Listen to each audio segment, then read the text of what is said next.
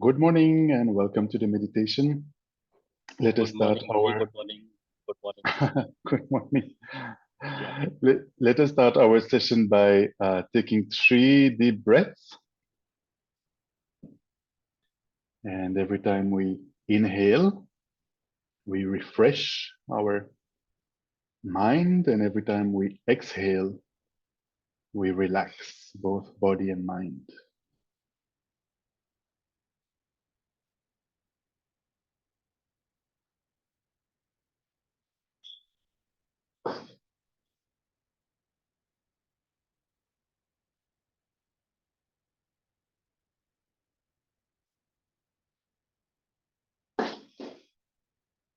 Just taking a moment to arrive on your meditation cushion or on your chair or wherever you're sitting. Trying to come back,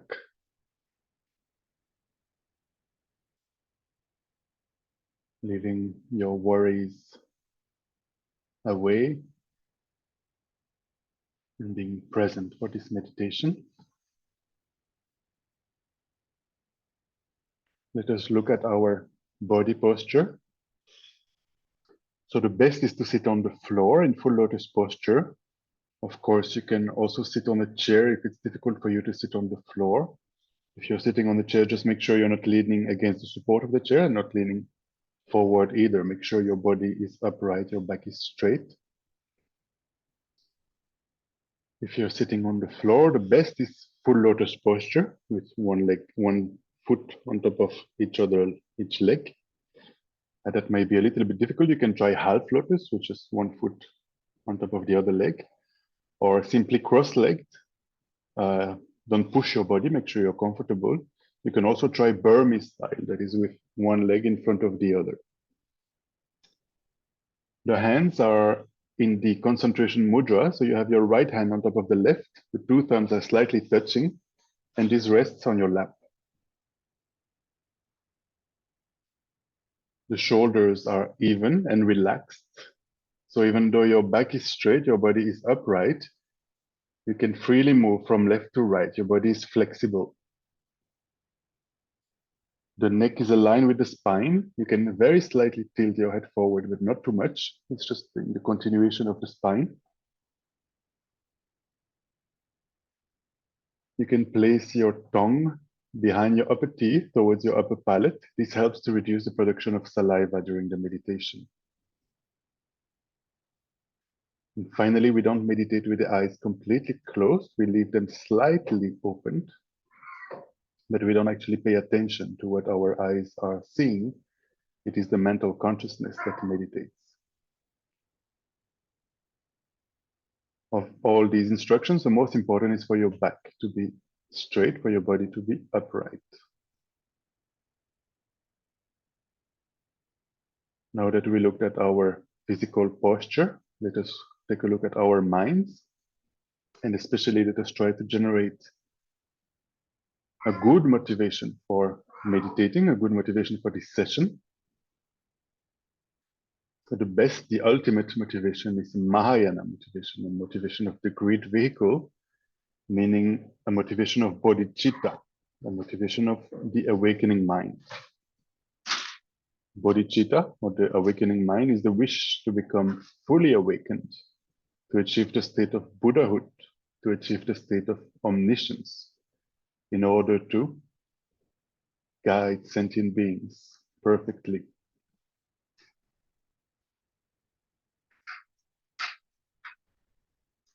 Why we want to achieve this is because we recognize that all sentient beings, including ourselves, are trapped in the vicious prison of the mind, the vicious prison of cyclic existence, samsara in Sanskrit.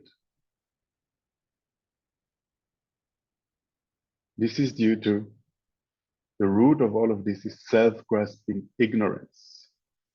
It is this misconception that we have that thinks that phenomena, including the self, exist objectively. We have this misconception that things outside ourselves as well as ourselves exist inherently, intrinsically, independently of anything else. We have this misconception that things exist from their own side, that they exist truly. Because of this misconception, we also have this inappropriate attention, this feeling that we are the center of the universe. We have this impression that we are more important than others. But if we check carefully, it's not the case at all. Others are as important as us. So because of this, all sorts of afflictions, mental disturbations arise, such as anger, excessive attachment, jealousy, pride, anxiety, and so on and so forth. The Buddha identified thousands of these afflictions that we have. Because of these afflictions, we constantly engage in non-virtuous actions. For example, out of excessive attachment, excessive desire, we sometimes engage in stealing, lying, sexual misconduct, harming others, even sometimes killing others. And because of these negative actions, we accumulate all sorts of karmas that will inevitably, at one point or the other, they will ripen in the form of unpleasant experiences. They will ripen in the form of experiences of suffering. And we can clearly see around us so many sentient beings are experiencing different kinds of suffering. We can see with our eyes people are suffering from poverty, people are suffering from sickness, people are suffering from old age.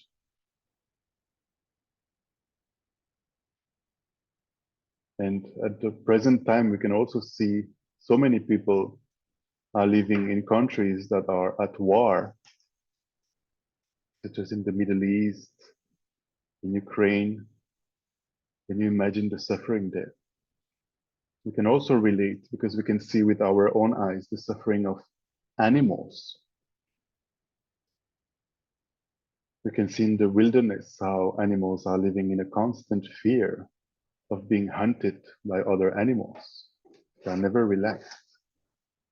Even when they sleep, they're still, on the lookout. And we can see also animals that humans consider as food. For example, the chicken that are raised, for the KFC. Thousands of them in very small, tiny places. Can you imagine the suffering there, waiting to be sent to the slaughterhouse? There's, I don't know how many of them by square feet, and so that they don't harm each other because they're all against each other. They even cut the beaks off so that they don't kill each other. Try to generate a sense of compassion for the suffering of all sentient beings. This is the evident suffering. There is also what we call the suffering of change. It is what what we think is happiness, like pleasure. We think pleasure is happiness, but the Buddha told us this is actually the pleasure that we experience in samsara is in the nature of suffering. It is a contaminated, it is not sustainable pleasure. And it traps us because we want more and more of this contaminated pleasure. We want to indulge in the samsaric happiness. Therefore, we accumulate negative karmas to access this pleasure. And therefore, we stay trapped in samsara instead of getting out. It's a little bit like if we were living in a septic tank, you know? Instead of getting out of the septic tank, we would put nice decorations, you know, to feel good inside the septic tank. This is a little bit what we are doing. We want to indulge in samsaric happiness instead of getting out of samsara and access everlasting happiness. And the third type of suffering, and this is especially the suffering for which we need to generate compassion, is called the all-pervading suffering or the conditioned suffering, which is basically the fact that sentient beings are trapped in samsara, that even if they are born, for example, as a long-life God, where they don't experience the suffering of pain, the evident suffering, they only have happy experiences, only pleasant feelings, but still at the end of their very long life, because they haven't yet eliminated the root of the afflictions, the self-grasping ignorance. They have not eliminated their afflictions. They haven't realized the emptiness of inherent existence of self and phenomena. Therefore, at the end of their life, when the karma, the positive karma they have accumulated in the past to experience contaminated happiness, to experience pleasure, when that runs out, again, they will die and be reborn in a state where they will know again the evident suffering, the suffering of pain. You know, it is said that we have circled in samsara numberless times since time immemorial without any control. We've been having all these kinds of lives. We've been long life gods numberless times, but yet we've been reborn at the present. We have the fortune to be humans, which human existence has a good balance of pleasant and unpleasant experiences that enables us to contemplate on our existence, enables us, we have the intelligence to transform our mind, especially when we are born in a world where the Buddha has appeared, the Buddha has taught. The teachings of the Buddha are still very much available to this day, especially nowadays with internet, so easily accessible. There are thousands of books and videos of great teachers that are available with just one click. And there are many followers of the Buddha's teachings and many supporters of the Buddha's disciples. So with all these conditions, as human beings, we have the potential, the incredible opportunity to transform our mind, to eliminate all of our afflictions. We even have the potential to eliminate all of our cognitive obscurations and achieve the state of full awakening, achieve the state of a Buddha, achieve the state of omniscience.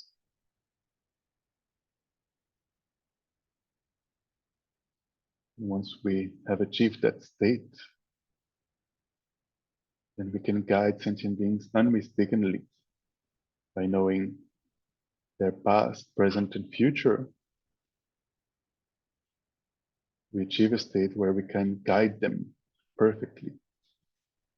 So let us try to generate this most beautiful mind, this most beautiful motivation, this most beautiful aspiration of bodhicitta, the awakening mind. Let us think, may I become a Buddha for the benefit of all sentient beings. And with this motivation in mind, we will engage in Shamatha practice, Shamatha meditation. That is the Sanskrit word, Shamatha. In Tibetan, it's called Shine. And in English, we translate it as calm abiding or single-pointed concentration. So for this, there are 4 instructions. The first one we already looked at, the posture. Remember, the most important is for your body to be upright. The second instruction is that we need an object. of meditation. We need an object of focus. If you're familiar with shamatha practice, I recommend that you keep the object you usually take for this meditation. If you don't have an object you're familiar with, I would suggest to take the breathing sensation at the entrance of the nostrils. Try to place all your attention there. Try to concentrate on the breathing sensation at the entrance of the nostrils without being distracted. The third instruction is that there are two main ways we get distracted. There are two main errors of meditation. The first one is called mental excitement. Basically, we are distracted with thoughts, mainly thinking about past and future, and therefore not remaining on our object. The mind wanders and we lose our object. The second error, the second way we get distracted is with mental laxity or dullness or even lethargy. So this is when we don't put enough application in our meditation and the mind starts to sink. We kind of fall asleep and therefore we also lose our object. Finally, the last instruction for shamatha practice is that there are two antidotes that we need to use to counteract these two errors. The first antidote is called introspection or alertness. It is a mental factor that is constantly checking. It's in the background of your mind. Throughout the meditation, it is looking. Am I meditating? Am I concentrated on my object of meditation? And the moment this introspection notices that the mind has wandered, that the mind is distracted, then immediately I make use of the second antidote, which is called mindfulness. And mindfulness is a mental factor which remembers your object of meditation. So basically, it brings the mind back onto the object of meditation and makes sure it stays there. It's also called non-forgetfulness, so not forgetting the object. So a simple analogy for these two antidotes, it is a little bit like if you have a pet dog at home and the dog runs away from home. So introspection will notice that the dog is gone. And immediately when you notice, then you use mindfulness, and mindfulness brings the dog back home. And you can even imagine tying him against the pillar so that the dog remains at home. So this is basically what we are doing with our mind. We try to remain concentrated on our object of meditation. And every time we notice that the mind has gone, we make the effort to notice. We are constantly checking. Am I distracted with thoughts? Am I distracted with laxity or lethargy? And when I notice that I'm not focused on my object of meditation anymore, I make the effort with mindfulness to bring the mind back onto the object, and I make sure it stays there. So we will do this meditation for 10 minutes.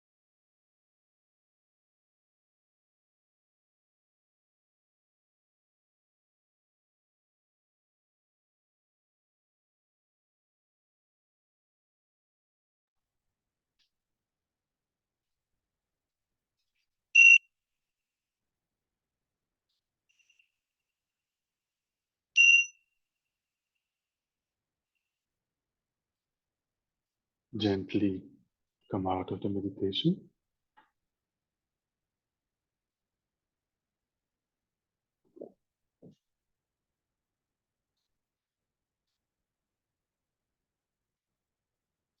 And we will dedicate the merits that we have accumulated by meditating on generating the mind of bodhicitta, as well as trying to develop our mental factors of introspection and mindfulness,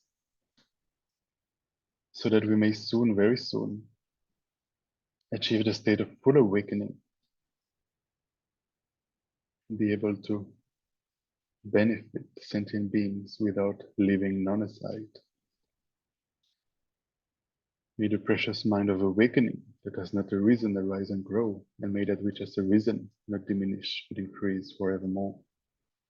May the wisdom realizing emptiness that has not arisen arise and grow, and may that which has arisen not diminish but increase forevermore. Due to all our merits, may His Holiness the Dalai Lama have a very long and healthy life, and may he continue to teach us for a very long time. Due to all our merits, may we soon have the fortune to find the unmistaken reincarnation of Lama Zopa Rinpoche, the spiritual director of Tushita and the FPMT, so that Rinpoche may continue to guide us and lead the organization. Due to all our merits, may all the wars in the world immediately come to an end. May there be no new wars. May there be no famine. May there be no epidemic, no natural catastrophes and disasters of the elements. And may peace and harmony prevail in everyone's hearts and lives. Thank you very much for joining us this morning. We don't have programs at Tushita this weekend because there is a Tibetan Lama who is in town for the weekend. He's called Mingyo Rinpoche, and he's going to be teaching at the India International Center. If you're interested, I think you can find information on India International Center's website, and you can still register to join online. This is both tomorrow, Saturday, and Sunday. And our programs at Tushita will resume on Monday. So starting with the meditation, Monday to Friday at 9 a.m. on Zoom. And Monday evening and Tuesday evening, we have programs at Tushita. If I'm not mistaken, Monday at 6:30 p.m. is Vajrasattva purification practice. And Tuesday would be the Guru Puja Chok. I'm not 100% sure though. Check the calendar on our website and have a look at our WhatsApp announcements. Okay, thank you very much for joining. Have a beautiful day. Have a nice weekend. See you on Monday. Bye-bye.